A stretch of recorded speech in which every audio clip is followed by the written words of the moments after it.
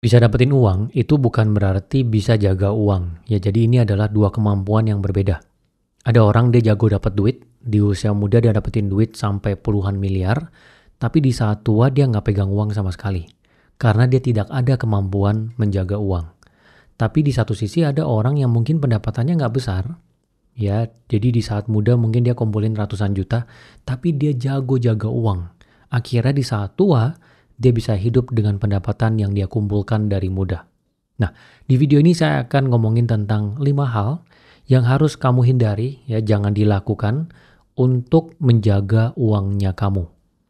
Yang pertama adalah jangan secara cuma-cuma kasih uang ke orang terus-menerus.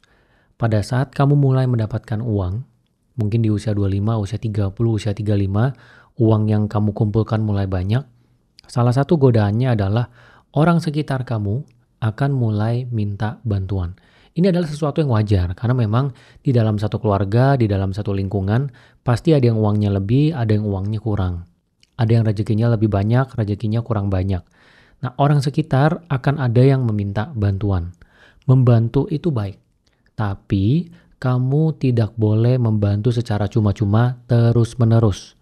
Ingat ya, jadi kalau misalnya ada orang minta bantuan sekali, ya udah, tapi jangan sampai terus-menerus dan dia menjadi ketergantungan ke dirinya kamu.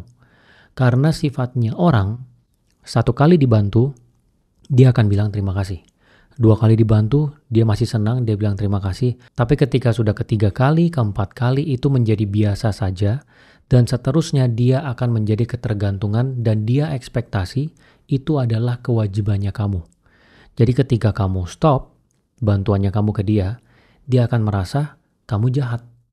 Dan ini sudah sering kali terjadi. Mungkin kamu bisa tanyakan ke orang-orang di sekitar kamu yang pernah membantu orang lain secara cuma-cuma terus-menerus. Ini akan terjadi karena sifat manusia memang seperti itu. Kalau dibantu terus-menerus, dia akan merasa itu adalah kewajibannya kamu. Jadi kamu jangan cuma-cuma membantu terus-menerus. Bantu boleh bantu, tapi ya sekali aja kalau memang dia benar-benar membutuhkan. Kalau misalnya ini adalah sesuatu yang rutin, dia bilang bulan ke bulan dia nggak bisa hidup, ya bantu dia cari kerja. Jadi daripada kasih dia uangnya, bantu dia cari kerja supaya dia bisa tahu dia harus kerja buat dapat uangnya. Karena kalau misalnya dia nggak seperti itu, nanti akan balik lagi, kamu yang susah. Kemudian yang kedua adalah jangan kasih uang tanpa takaran. Nah, ini juga penting ya. Jadi ketika memberikan uang, kamu harus takar. Kamu punya uang berapa? Yang kamu rela untuk bantu orang itu berapa? Jangan sampai kamu punya uang 100 juta, orang minta bantuan 90 juta, kamu kasih 90 juta. Padahal kamu butuhnya 100 juta. Banyak orang yang seperti ini. Ya apalagi kalau dalam konteks keluarga ataupun orang-orang dekat yang minta ke kamu secara terus-menerus dan kamu ini misalnya nggak cukup buat pribadi, kamu paksa diri kamu. Jadi misalnya kamu pendapatan 7 juta, terus keluarga kamu minta 5 juta. Kamu harus bertahan dengan 2 juta. Padahal kamu tahu mereka pakai 2 juta udah cukup untuk bertahan. Tapi kamu kasih 5 juta. Dan kamu tahu mereka nggak bisa jaga uang. Jadi kalau kamu kasih uang 20 juta, 100 juta, 200 juta, bahkan sampai 1 miliar pun uangnya juga akan habis. Jadi kayak black hole gitu ya, lubang hitam. Jadi masuk berapapun, ya hilang semuanya. Kamu harus bisa menakar. Pertama, takarannya adalah dari sisi menjaga sesuai dengan kapasitasnya kamu.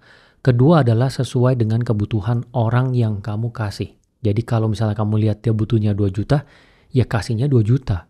Bukan kamu kasih 6 juta karena dia minta 6 juta. Ya harus bisa ngomong balik gitu. Oh, butuhnya 6 juta, tapi gue lihat kayaknya 2 juta nih. Lu udah cukup untuk kebutuhan lu. Gitu, kamu harus bisa berpikir balik. Jangan sampai kamu berpikirnya itu dari sisi logika mistis ya sebutannya. Jadi kamu berpikir, oh ya ada orang minta 6 juta. Berarti kalau gue kasih 6 juta nanti rezeki gue akan naik nih. Nah ini salah nih ya. Banyak orang yang seperti ini. Punya uang 100 juta. Orang sekitarnya minta 90 juta, dia kasih 90 juta. Dia berpikir nanti dia lepas 90 juta akan datang 1 miliar dalam hidupnya. Benar, kalau kamu bantu orang, rezeki akan datang ke dalam hidup kamu. Tapi tidak selalu dalam bentuk uang. Kadang dalam bentuk kesehatan, kadang dalam bentuk ide, atau apapun itu. Tapi tidak selalu dalam bentuk uang.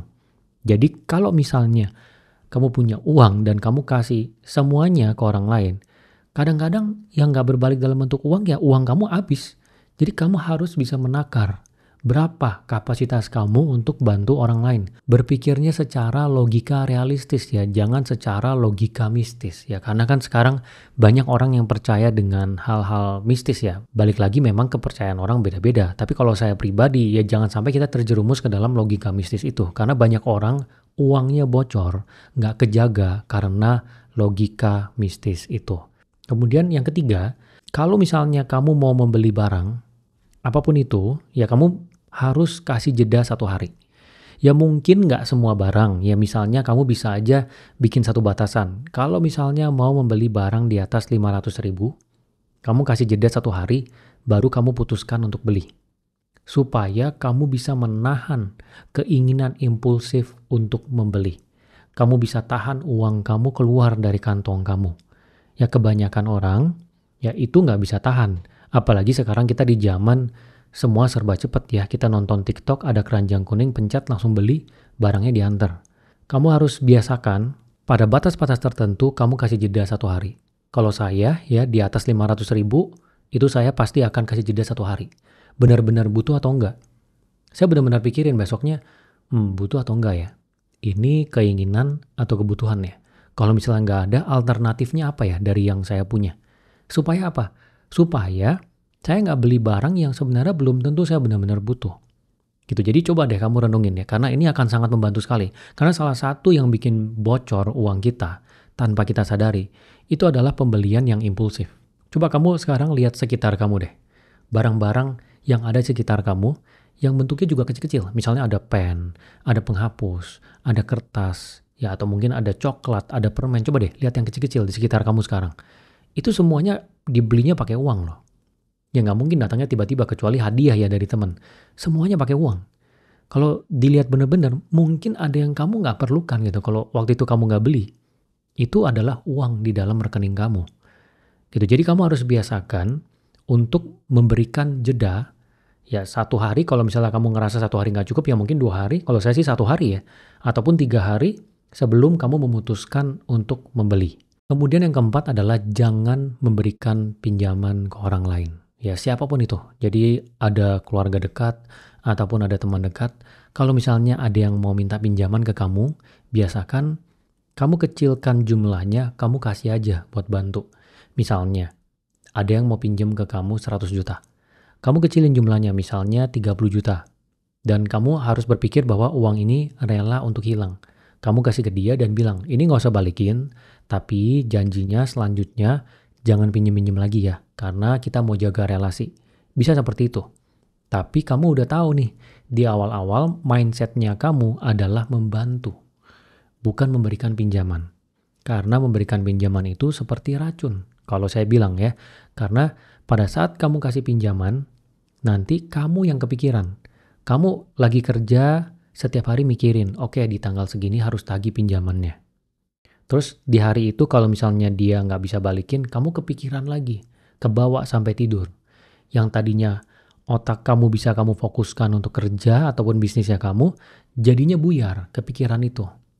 Apalagi orang yang hutang ke kamu tuh lebih galak dari kamu. Ini sering kali terjadi. Orang yang pinjam uang tuh pasti tagih dia lebih galak. Dia malah marahin balik. Apaan lu? Lu kalau nagih yang bener lo. Gitu kan orang lagi nggak ada uangnya. Itu bisa terjadi. Jadi kalau kamu misalnya belum ada pengalaman memberikan pinjaman, kamu ingat aja. Nah mungkin teman-teman di sini yang pernah punya pengalaman pinjemin uang ke orang lain boleh tulis ya di kolom komentar. Jadi juga memberikan bantuan ya, masukan ke teman-teman yang lain yang belum pernah memberikan pinjaman. Karena sejauh ini memang seperti itu. Jadi kalau misalnya ada orang yang mau pinjam duit ke kamu, lebih baik kamu bantu aja.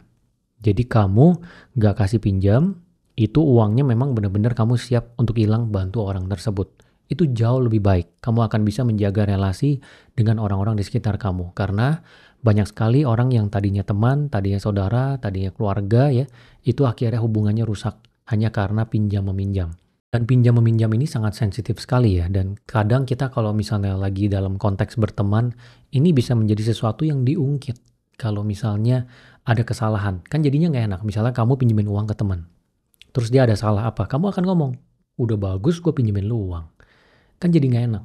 Gitu ya. Ini bisa terjadi. Jadi lebih baik udah nggak usah ada pinjam meminjam, kamu kasih aja uang untuk bantuan. Tapi balik lagi ini adalah opini pribadi. Kalau kamu merasa bahwa mau pinjemin, ya terserah kamu. Tapi sejauh pengamatan saya, dari pengalaman saya pribadi dan juga orang-orang yang saya kenal, meminjamkan uang itu lebih banyak ruginya.